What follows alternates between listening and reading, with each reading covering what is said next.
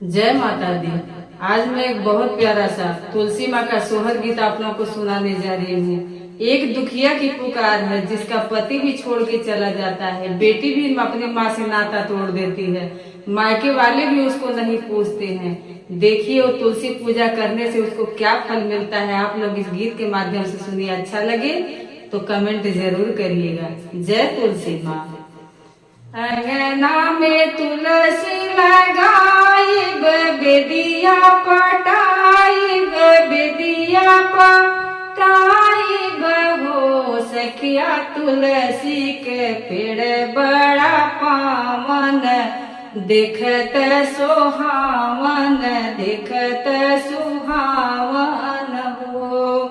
सखिया तुलसी के पेड़ बड़ा पावन, देखत सुहावन, देखत सुहावन हो।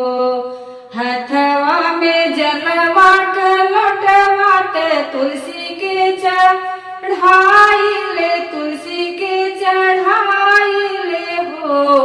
सखिया आई गईल भाई से भतीजवात, घरवा सोहावन लागे, घरवा सोहावन लागे हो। तुलसी आई गईल भाई से भतीजवात, घरवा सोहावन लागे, घरवा सोहावन लागे हो। हथवा में लिहल सिंघुरा माता तुलसी के चढ़ाइले, तुलसी के चढ़ाइले हो।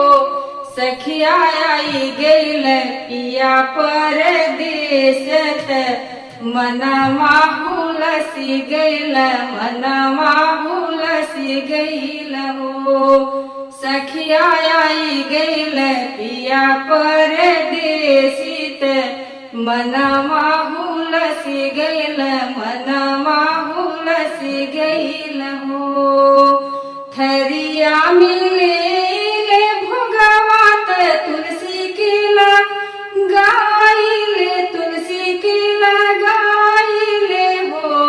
सखिया आई गईल बेटी से दमादत, घर बड़ा सुहावन लागे, घर बड़ा सुहावन लागे हो। सखिया आई गईल बेटा से पतोहियात, घरवा सुहावन लागे, घरवा सुहावन लागे हो। घिउवा के दिया ना बनाइले, ज्योतिया जराइले, ज्योतिया जराइले हो। सखिया बहुवर की हुरीला जनमलत, खुशी बड़ा छावला, खुशी घर में छावला हो। सखिया बहुवर की हुरीला जनमलत, खुशी आया पर आव, खुशी आया पर आव हो। अंगना में तुलसी लगाइब, बेदिया पटाइब, बेदिया पटाइब हो।